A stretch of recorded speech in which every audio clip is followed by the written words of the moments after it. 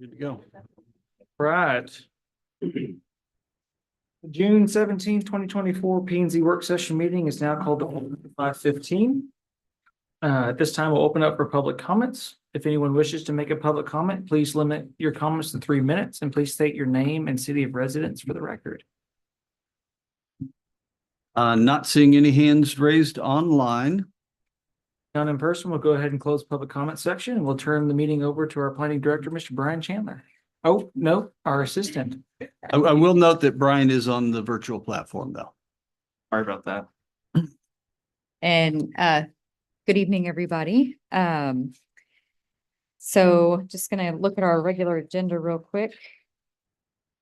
So tonight we have the 4 cases on our consent agenda. The MoFlo edition, a plat for Square 317 off 317.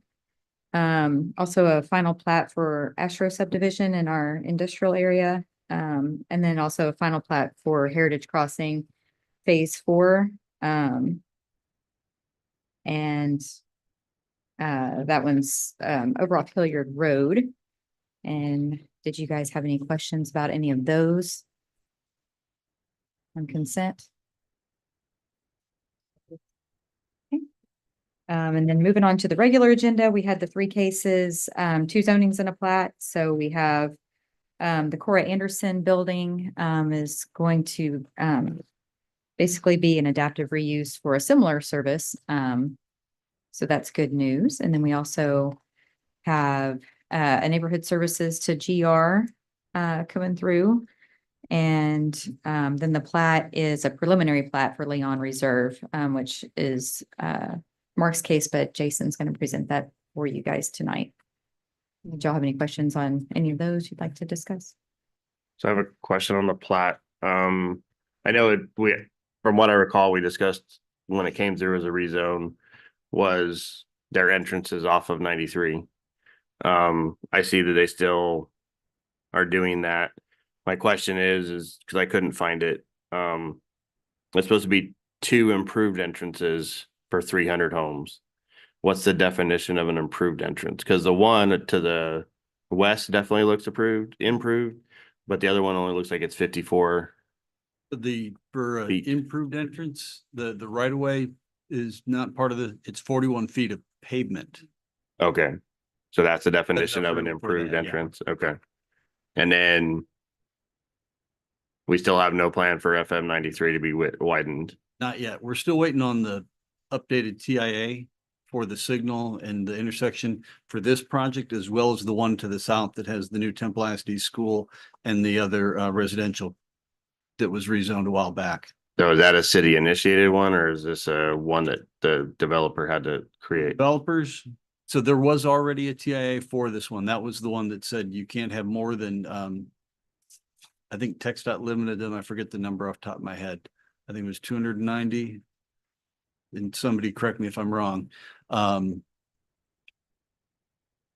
required the 200 and that a signal would be needed. So they already had that in place. And then the new development to the south came in. So we put it back on them.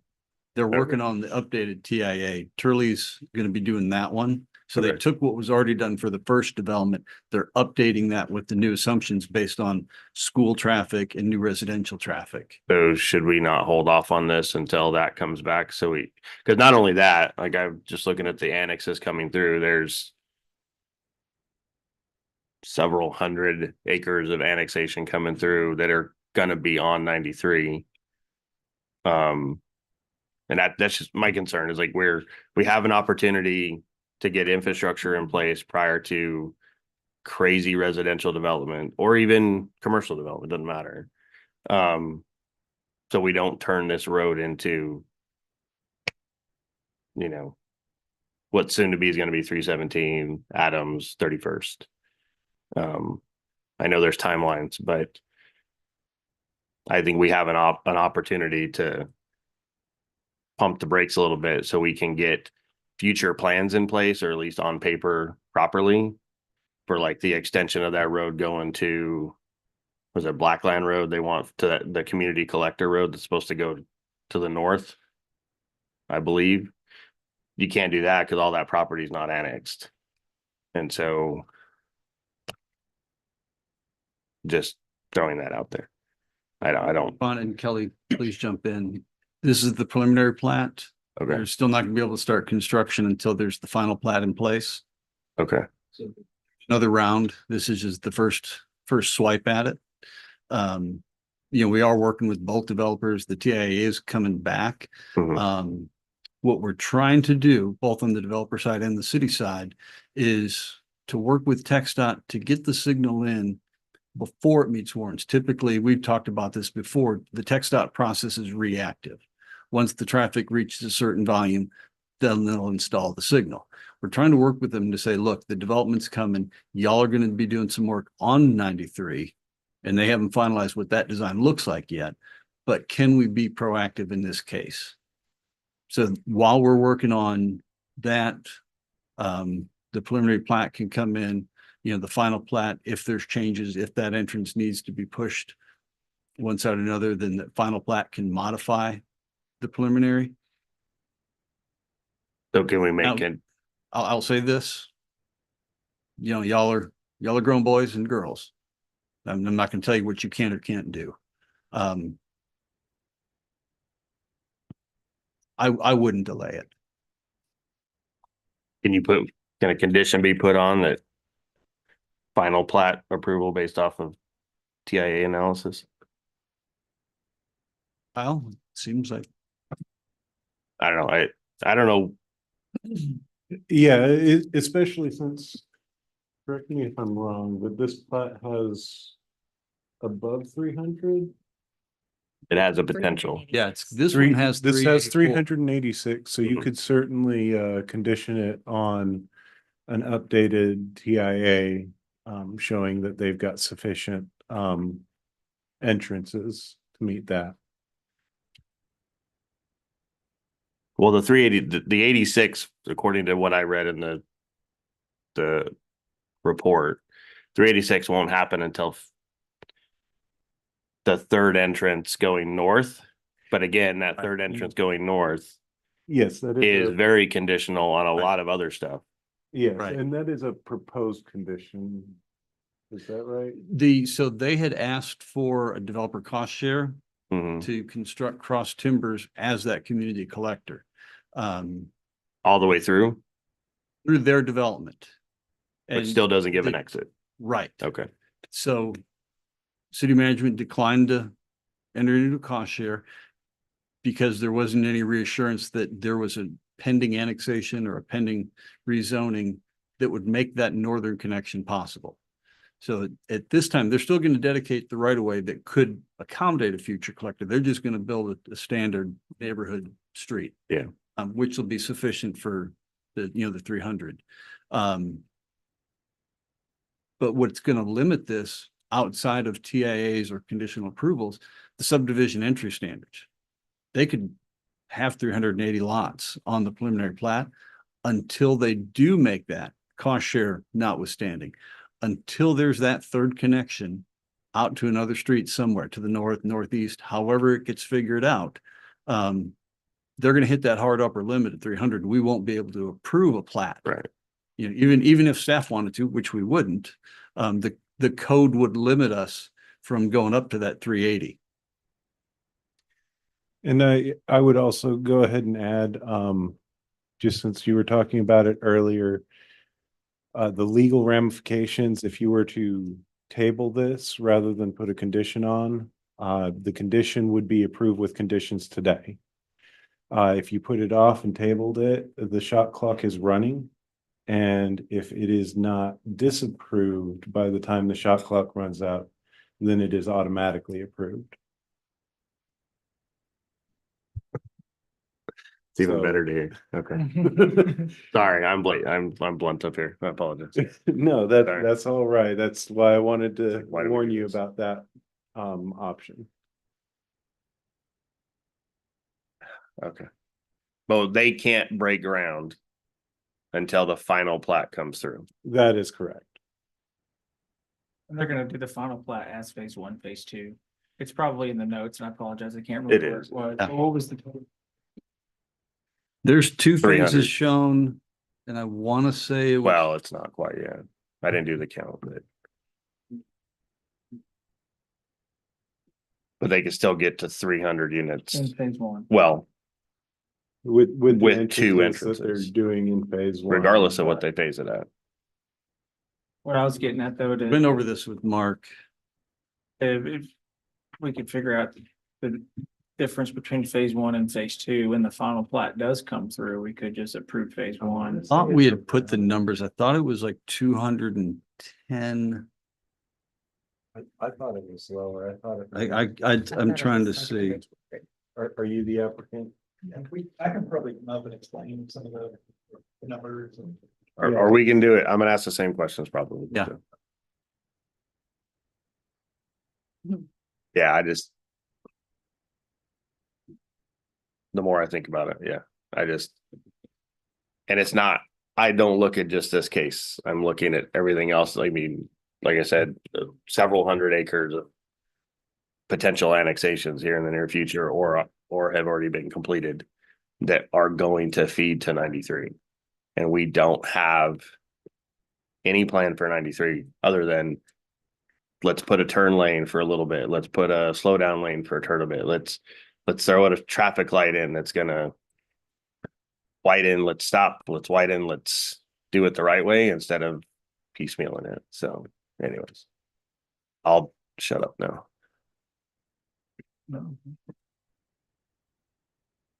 But yeah, it sounds like the applicant can probably address some of this more specific questions about. And I know we've looked at, y'all had shared some concepts of whether, where the center turn lane, the main travel lanes and the turn lanes. But that's why we're sent them back to do the update to the TIA. So there'd be a clear recommendation of what that should look like.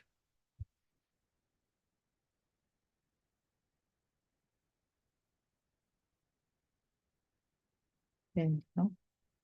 Any other questions on any of the other regular agenda cases? All righty. Actually do not have the director's report in front of me, but I'd be happy to entertain any questions that y'all might have from there. Okay, it didn't print in my. Okay, I don't know.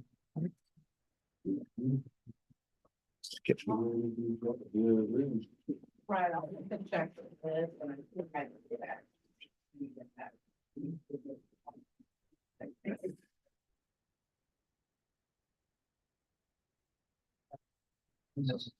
Yeah. Look at that.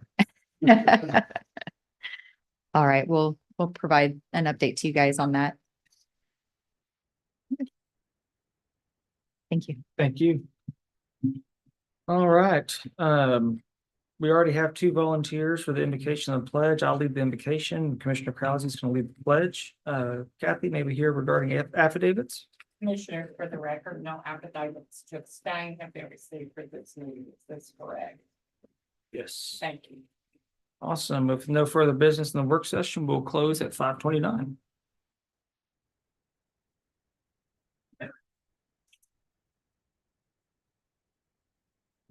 For the record.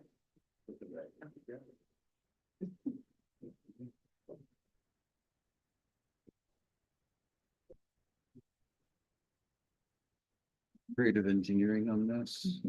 Some of the components got fried. So there used to be a direct connection from whatever's being shared on this screen would have been the inputs.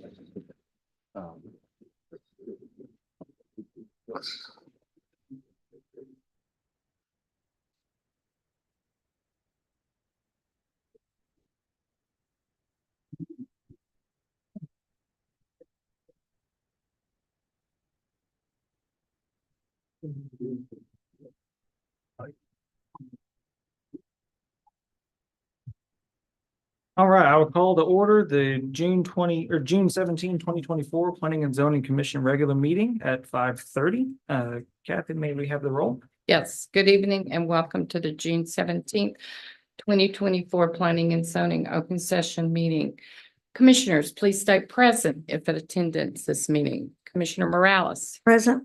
Commissioner Walker, Present. Commissioner Jurassic, Present. Commissioner Krause, Present. Commissioner Smith, Present. Commissioner Jeans.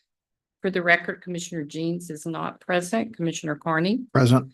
Vice Chair McBride, Present. Chair Marshall. Present.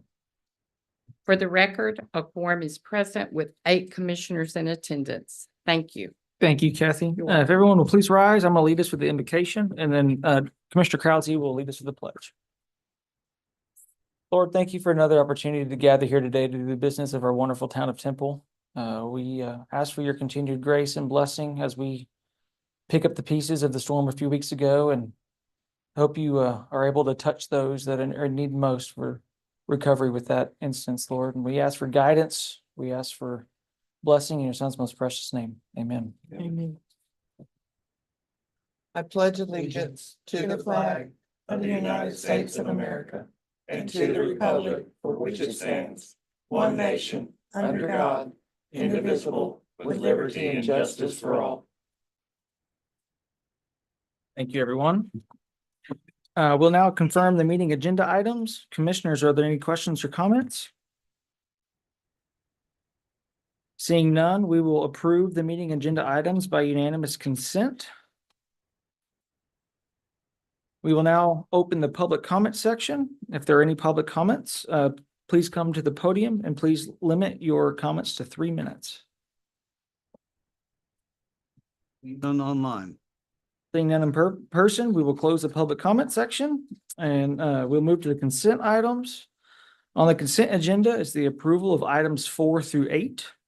If there are no objections, I will entertain a motion. I make a motion for approval. Second.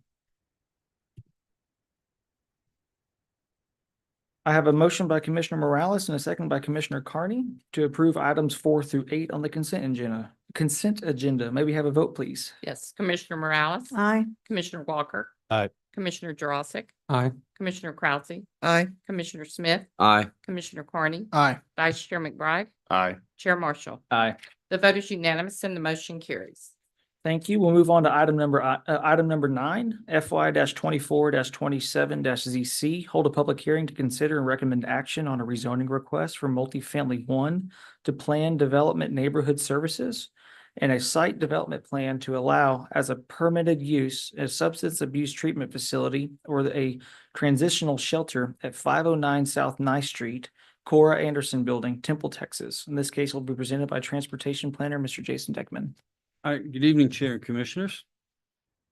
So as you stated, this is 509 South 9th Street, it's the Cora Anderson Building. We have a nice history lesson for y'all tonight. And on the screen is the City Council schedule for this planned development rezoning, July 11th and July 18th. To reiterate, July 11th, this council meeting has been moved because of Independence Day.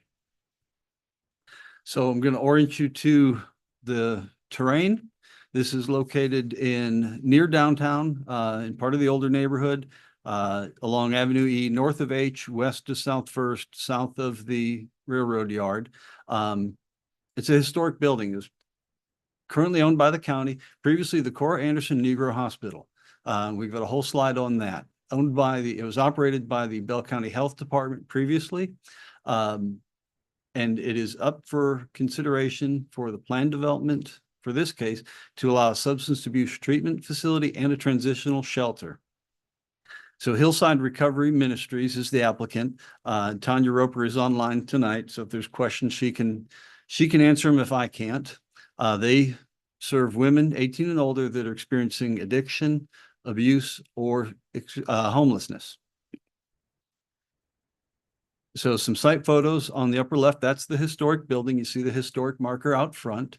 The surrounding area is some smaller and older homes, but it's fairly, it's a residential area. So I'll give you a second if you want to read the fine print on the historic marker that's out front. Feel free to go out and visit the site. So this was opened in May of 1953. Cora Woods Campbell Anderson, who it's named after, was one of the primary donors. She was a community benefactor, someone that made things happen. When it was originally built, there were 16 patient rooms. It included a surgery suite as well as x-rays. It was administered by a board of trustees for the Scott and White Hospital. One of them was future Senator and future President Lyndon Baines Johnson. The physicians came from Scott and White Hospital, but most of the nurses and staff were predominantly African-American. It was open as that hospital until December 1963, when the services were merged with the overall Scott and White system. And then the Bell County Public Health District took it over and operated it as an outpatient community clinic from 1969 up to about 2023. So here's the floor plan. And one of the interesting historical facts, they've got a contract in place between, it's a three-way agreement between the county as the lease and the city to help with some repairs to the facility. I went out and visited with Tanya, and she gave me a tour and pointed out that, you know, the therapy room used to be the x-ray room. And as they were going through some of the renovations to start getting the building ready, that was the building they had a lot of trouble with, because all the x-ray equipment had been bolted into the walls and the ceilings. So they had to tear all that out and fill holes and patch and paint.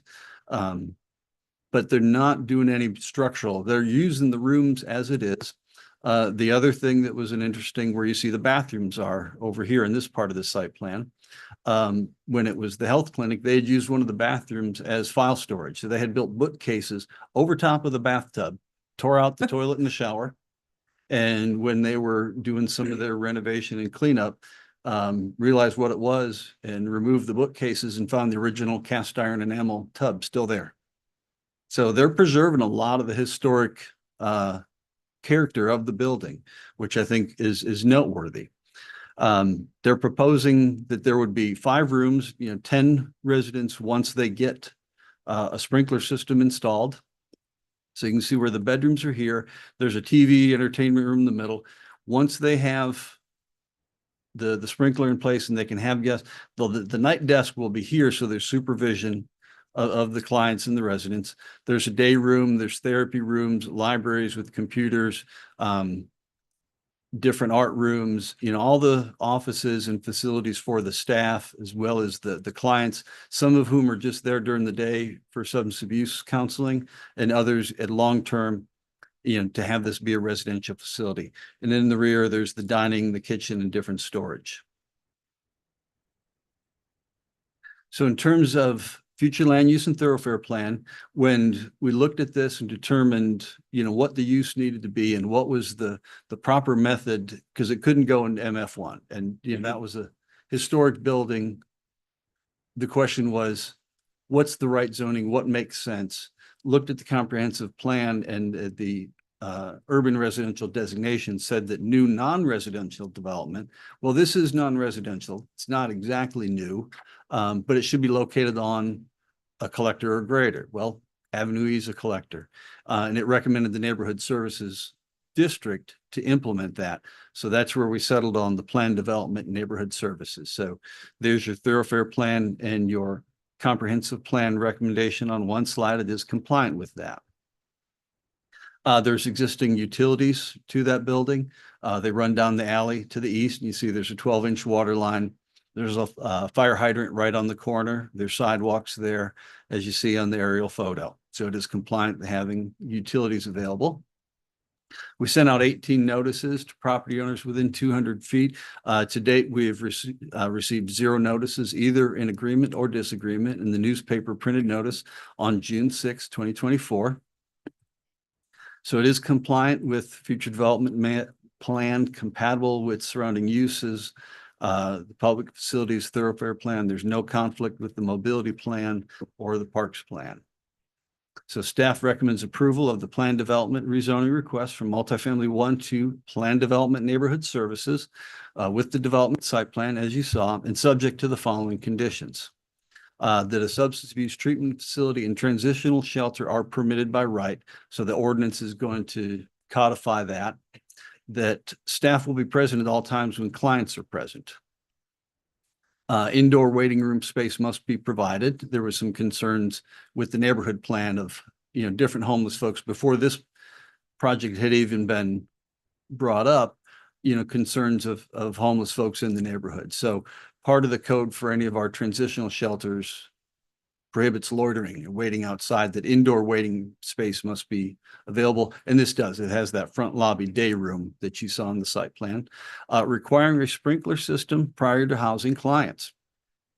So they've already been working with the city, working on getting their permits to renovate the building. So they're aware that they need to have the sprinkler system before they can have the residents. They can do the classes and counseling during the day for the substance abuse treatment. They just can't have overnight guests. They're working on raising money for that sprinkler system. General compliance with Exhibit A, that's the site plan, and Exhibit B, the floor plan that you saw. The existing parking is shown on that aerial. That is sufficient for the needs. That minor adjustments to the site or floor plan may be approved during the building permit review by the Director of Planning. Any significant modifications to the site plan or a change in tenant. So right now, there's a contract in place with Hillside Recovery Ministries. If another operator was to come in and operate a similar but different type of shelter, that's probably something out of consideration for the neighbors, and the impact. What does that look like? How does their business model operate compared to this one? That would be subject to review through this body and city council.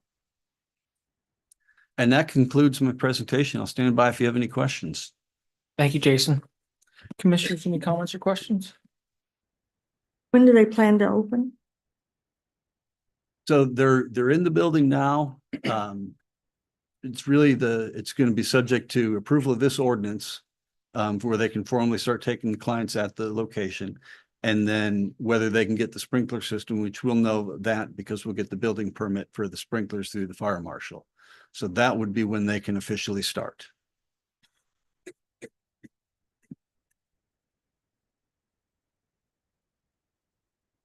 All right, seeing no other questions at this time, this case does require a public hearing. We will open up the public hearing, and if you wish to speak and are attending in person, please come to the podium. If you're viewing the meeting online, please virtually raise your hand and please state your full name and city of residence for the record. I do have a raised hand from Miss Tanya Roper online. So Tanya, go ahead and unmute and this is your chance. All right. So the only thing I wanted to say, I know I've seen documentation with Jason and the name is correct there, but on his slide, he wrote Hillside. The agency name is Hilltop Recovery Ministries. Thank you. I'll I make know that It's correction. a human error, but I wanted to get it corrected.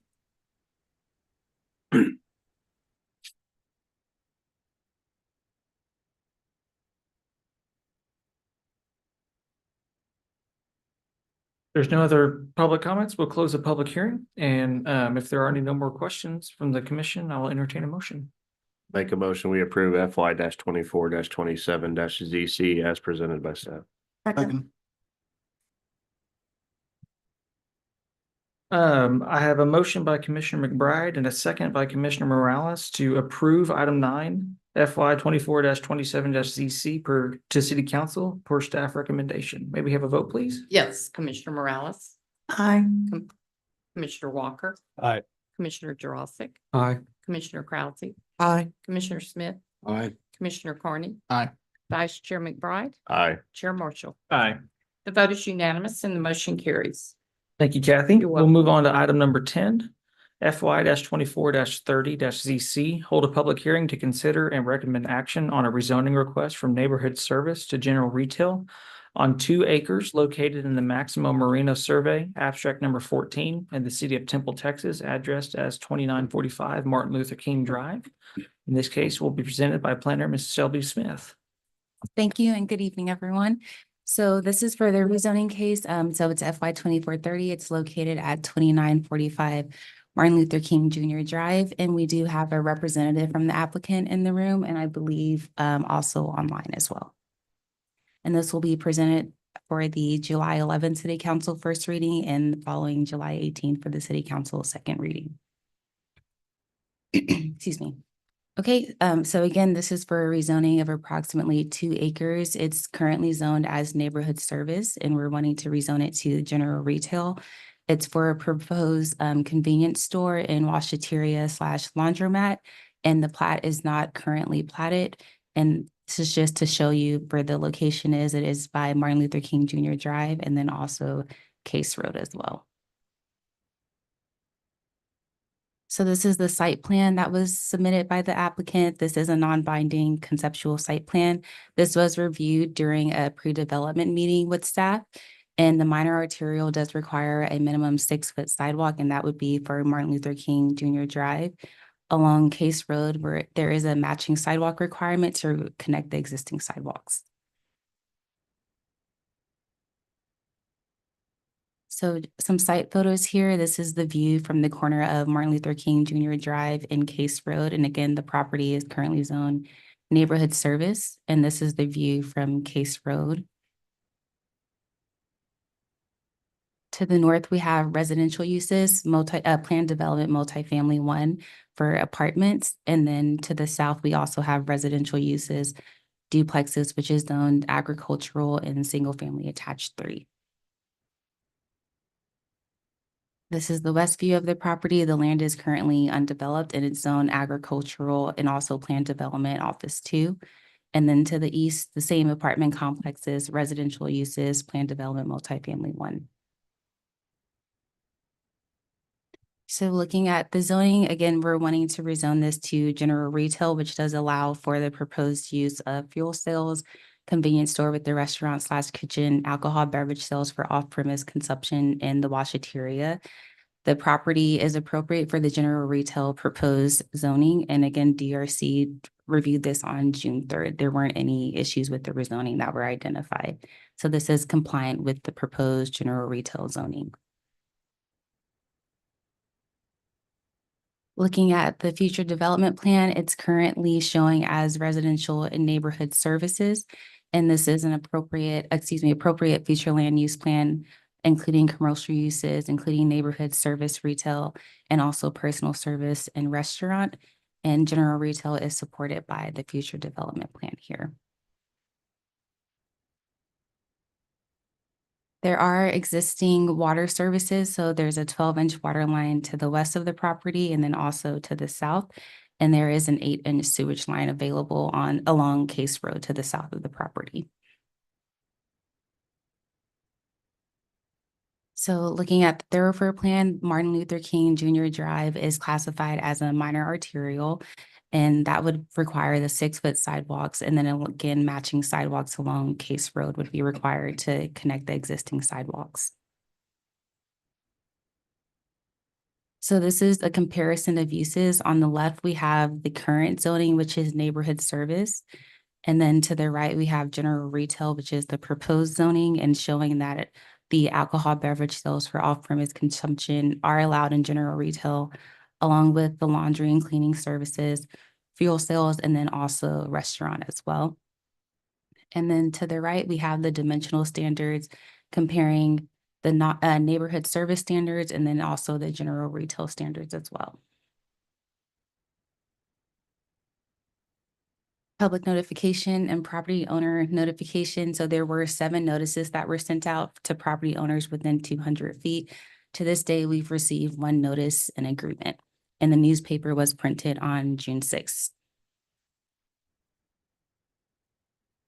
So just a summary here, in terms of the future development plan, surrounding uses and zoning, public facilities being available in the thoroughfare plan. These are all compliant with the general retail proposed zoning. And staff is recommending approval of the rezoning from neighborhood service to general retail. And I'll pause for any questions. Shelby. Commissioners, any questions or comments? I have one. Yeah. Is there gonna be, or I don't know what the code calls for, is this T-Med district?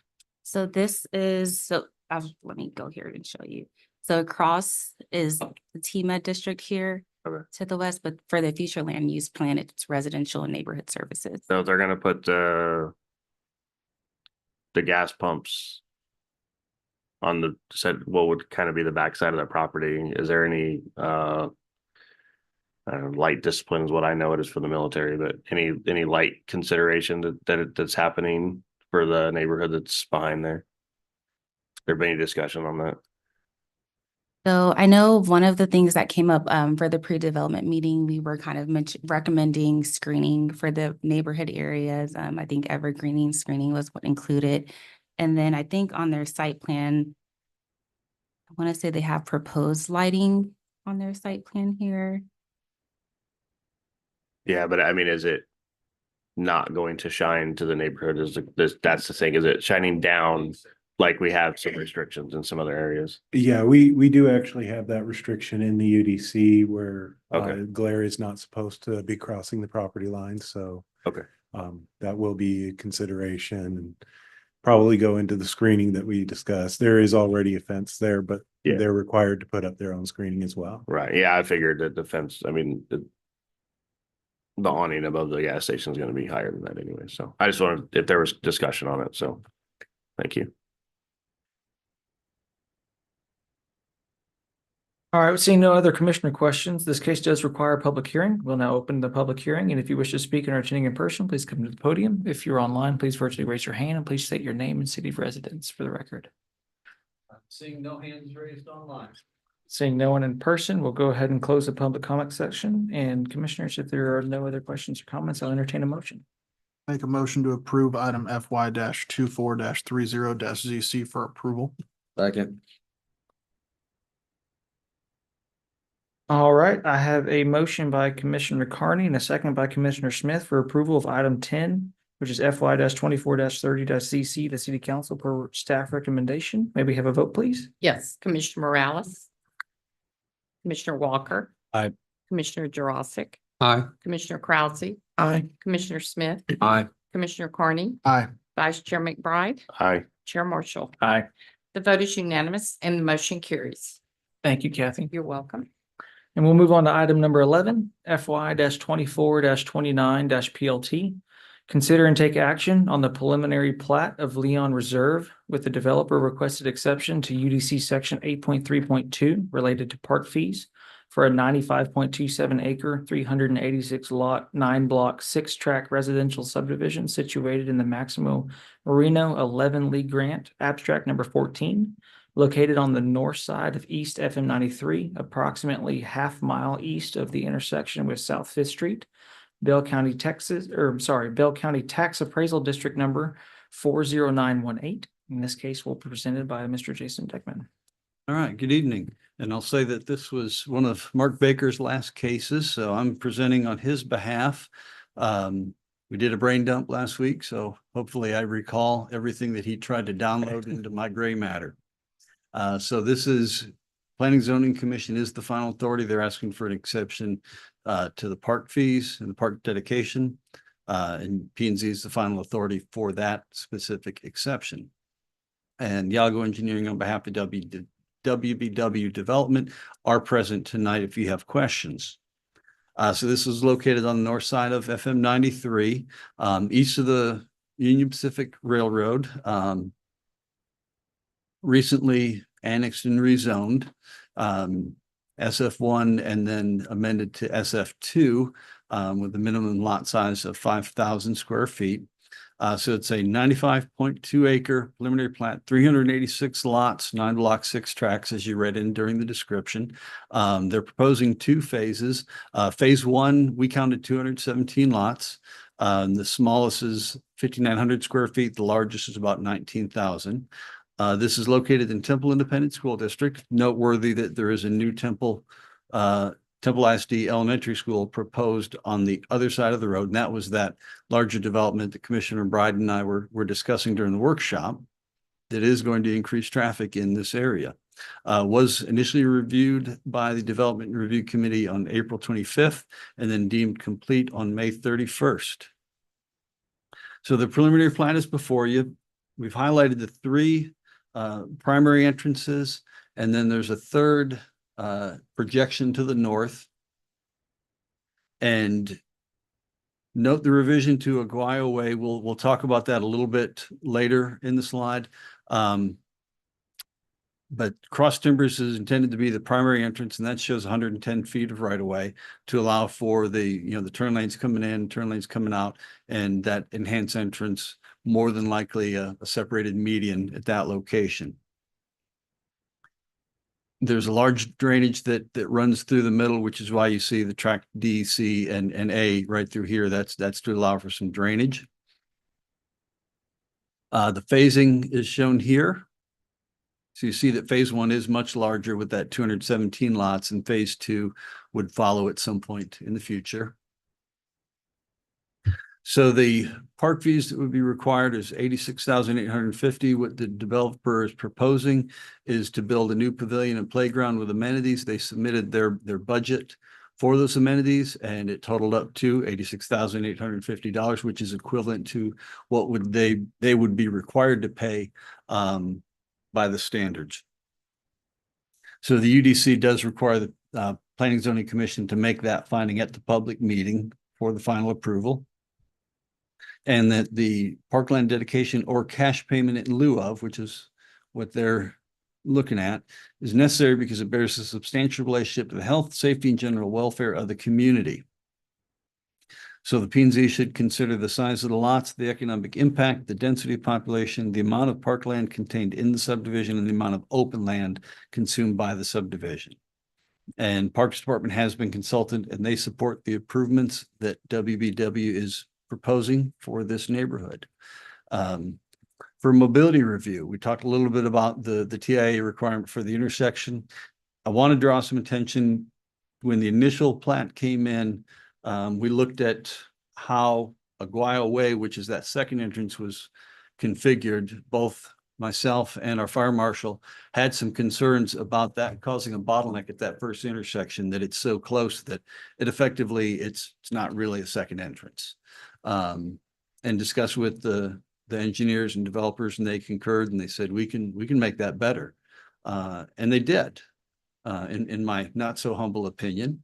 What they've done is route Aguayo Way, reconfigure those lots, and then De Leon Circle meets up with Cross Timbers Boulevard much further in. So there's a lot more space for queuing, stacking, eliminates the bottleneck, eliminates the conflict points at that first intersection with Cross Timbers Boulevard. So don't have an objective way to measure that, but I think common sense, it passes that test.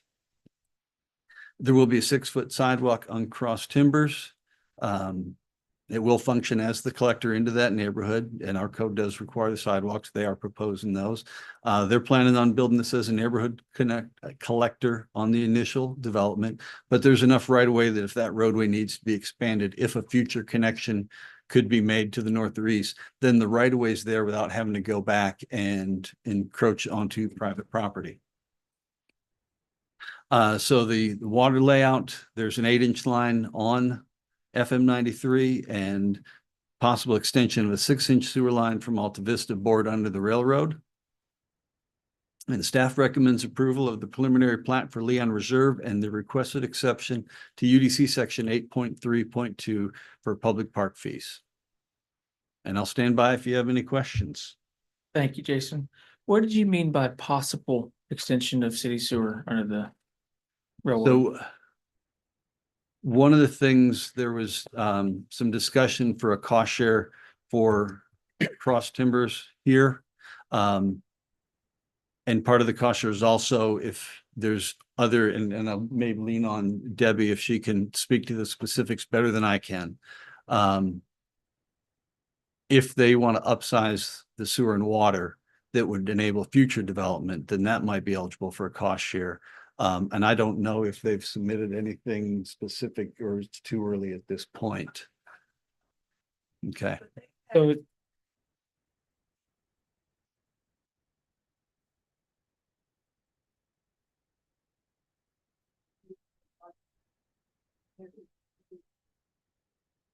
that's what I'm leading my question into. There is connectivity for this development to city utilities to where we're not just thinking it might come later. Okay. So just to reiterate, because so the folks online can hear, what Debbie Mason was saying is that when Alta Vista was put in, there's a manhole and a way for the sewer line to be extended to this development. Is that it? She's nodding her head yes. So yeah, that was built with the anticipation that there might be a need for that sewer to be extended. But in order for that to tie in, it has to bore under that railroad track. Correct. That's gonna be. Okay. Yeah, okay, just making sure. Thank you. So Is 6 inch enough at that point going west for future development?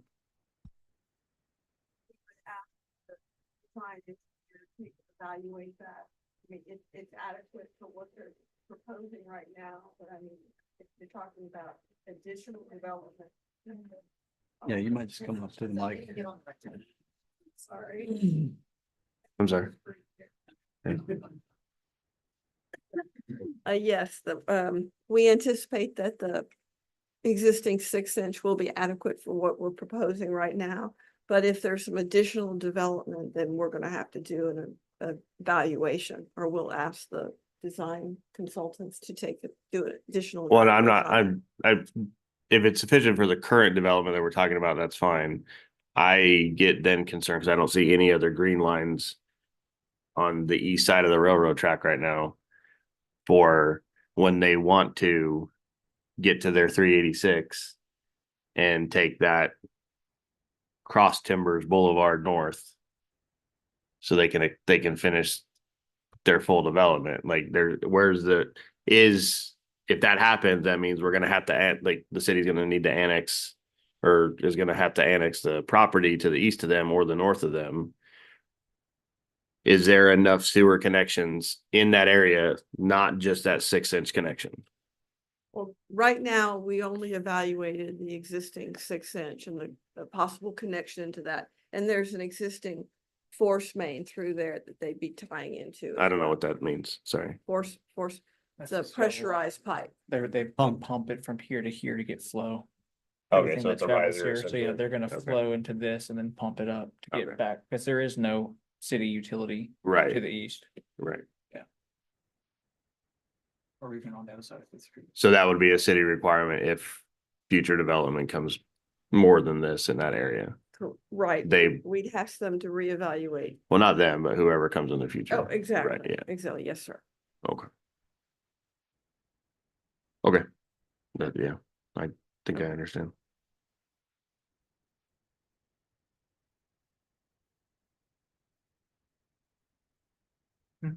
I just see what it looks like.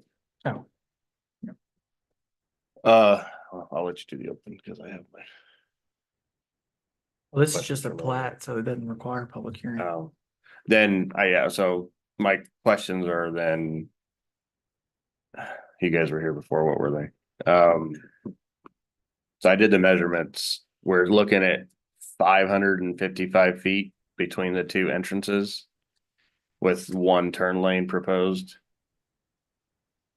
That meets the TxDOT spacing standard. currently, yeah, okay. Right. I mean, stepping outside the scope of this preliminary plat, as the development comes in, it's likely that speed limit on 93 at some point in the future is going to be reduced. As the speed limit is reduced, the spacing goes down. So if they build it for the 60-mile-an-hour spacing now, and at some point that gets reduced to 55 or 45, then they're going to exceed the spacing requirements. And that's going to be a function of future density. Sometimes TxDOT will bring about the speed limit reduction. Other times we do. I'm drawing a blank, but I know we were talking about another development with Public Works, and Kenny Henderson mentioned a case that they're bringing forward a speed limit reduction just for the similar reasons. If someone remembers which one that was, please. Is that out? Memory? Is that outside of? Lane expansion? It may be related, but it's probably not going to be part of this project. And. What would be the? Feeling on a right in, right out only at that. Eastern entrance? That may come out of the TIA. I'm admittedly, I'm going to punt to the TIA. Because I'm not a traffic engineer. No, yeah, But the other thing we don't know, the elephant in the room, is what TxDOT plans for that. There's been different things thrown out for that to be a divided median. So if that's the case and there's the signal at Cross Timbers, then it's very likely that median does include Aguayo Way, and it by default Right. regardless of anybody taking a PD condition or otherwise. By default, it's going to be a right in, right out. Was there a PD condition to require both entrances before vertical construction? Because isn't it 150 with one enhanced and then to go Right. beyond that? of Yes, standard? 2 enhanced gets you 300. Was I'd there, was have- there a condition to require both? I have to go back and look at the PD ordinance. I don't I know didn't off the top of my notice. head. We can make a note to check that. You don't have the latitude to do that here. I believe you're In this, right. correct? We have the latitude to make a right in, right out, right in, right out here. To recommend a additional condition. That's a legal How? question. Yeah, you got it. We need to work. That's a tough question. I'm not absolutely sure because 93 is a Next up. TxDOT right of way. So a lot of the times it's what they say May I goes. chime in? Brian, Sorry- yes, sorry we to can hear interrupt, you. Kyle. Can I chime in? Absolutely. So I just wanted to, I wanted to chime in also from the discussion during the workshop. Please keep in mind that this is a plat. This isn't even a final plat. I know it was discussed. This is a preliminary plat. So adding conditions to a development that otherwise meets code with the exception of their one exception, and that is the park fees. It's a slippery slope, and especially one in which it's on a TxDOT roadway, in which TxDOT currently has stronger access standards than we do. And there's a traffic impact analysis that is tied to the plan development, tied to TxDOT requirements. So while these are good questions, Commissioner McBride, I would discourage the idea of tabling or even disapproving this plat because it does meet our standards. And going back to previous conversations we've had, the questions that you're asking really need to be addressed at the zoning stage where we have a little bit more flexibility and you all have a little more room for subjectivity. I understand, Brian, but I get smarter as I go, so I can't help myself from being dumb then, so. Okay, thank you, Brian. Yep.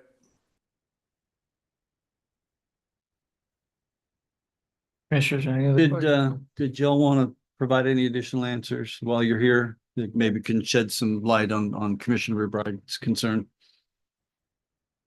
And I apologize. I mean, some of this, I know some of this stuff came up when we did the rezoning. It seemed like a long time ago. And there's been a lot more activity in that area since then. And so I get more and more concerned. So I'm not picking on this development. Jason knows I pick on every development. So I apologize up front. My name is Ronan O'Connor, residents in Round Rock, Texas. I'm representing WBW.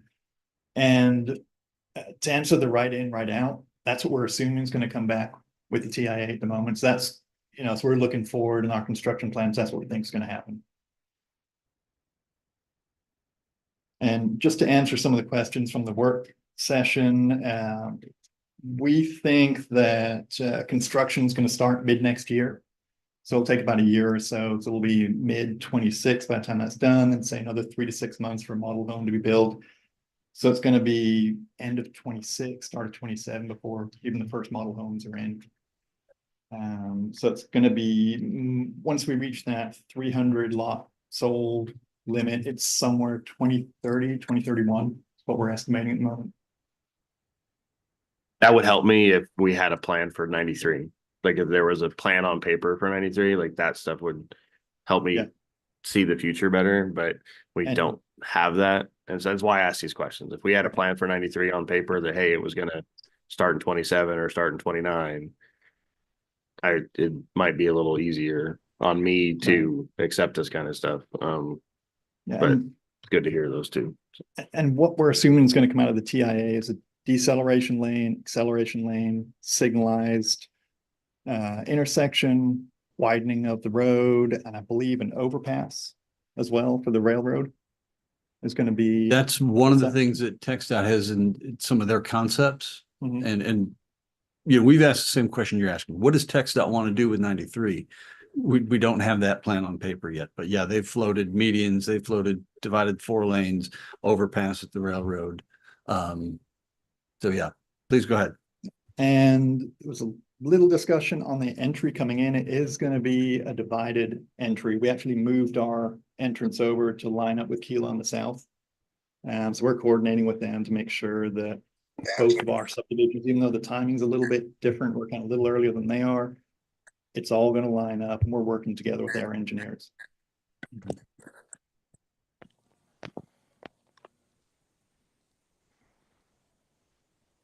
Okay, any other questions? Okay, thank you. Well, this one not requiring a public hearing, commissioners, I will entertain a motion if there's no further discussion. I'll make a motion to approve FY 24-29 PLT. Second. Kyle, do they need to include the language on the requested exception with the motion? As presented. You said as presented? Okay. I'll. Yep. All right, a motion was made by Commissioner Smith and a second by Commissioner Carney to approve item 11 FY 24-29 PLT per staff recommendation. May we have a vote, please? Yes. Commissioner Morales. Commissioner Walker. Aye. Commissioner Jarosik. Aye. Commissioner Krause. Aye. Commissioner Smith. Aye. Commissioner Carney. Aye. Vice Chair McBride. Aye. Chair Marshall. Aye. The vote is unanimous and the motion carries. Thank you, Kathy. You're welcome. Having no more further business, we will conclude the meeting at 6:12. Everybody, good evening. Yeah. You just. Do this.